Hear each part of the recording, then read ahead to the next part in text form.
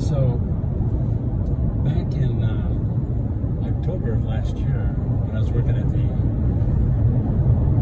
Urgent Care Center, we had a lot of flu patients come in. We had a big flu epidemic last year. In fact, 50,000 people died of the flu in the United States. But we had huge epidemics here. For example, 60 kids had the flu at the same time in Blanco Middle School. So we were getting a lot of flu patients. I used to treat, up to 10 or so a day of flu patients. And I was really good at diagnosing them just from their symptoms. They'd come in with a fever, backache, runny nose, coughing, just feeling bad, had a fever.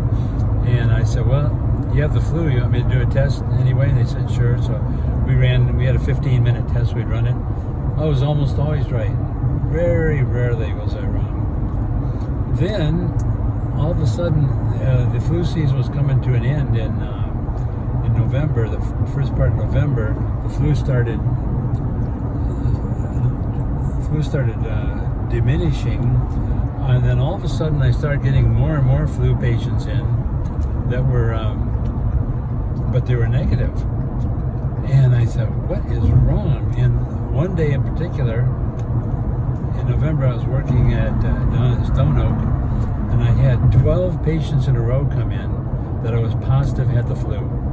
They had all the symptoms: backache, fevers, feeling horrible, coughing, short of breath, just feeling terrible. And I said, you got the flu.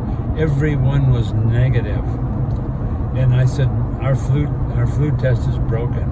So I called headquarters, and they said, no, they just checked it out, but if you wanted to, we could send off samples to a Quest lab for verification. So I started sending them off, all the negative ones. I said, I'm sure they have the flu.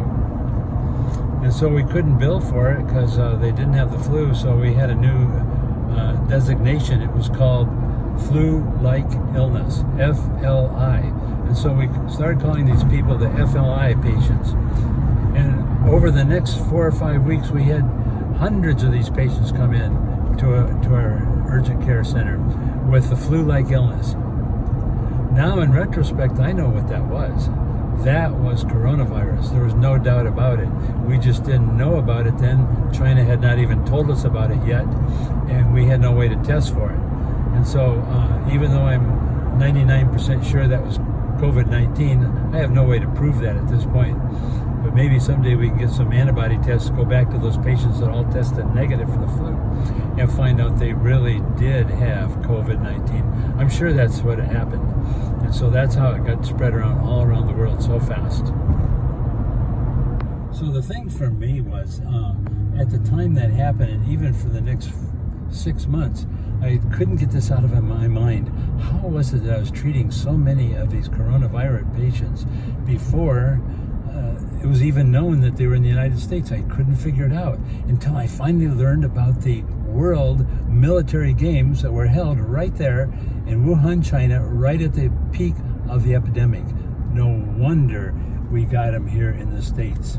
They didn't even let us know. So that's the truth. That's what's happened. And now I'm very clear about that. And I think we should all know what happened. I could have done it on purpose to wreck the whole world economy so that they would prosper. It could have been on purpose. It could have been a terrible accident gone wrong. I don't know. That part, I'm only guessing. But I know for sure that's where they caught it. That's how they spread it around the world, through the World Military Games, where those military people went in, they all caught it, and they spread it throughout the earth. That's it.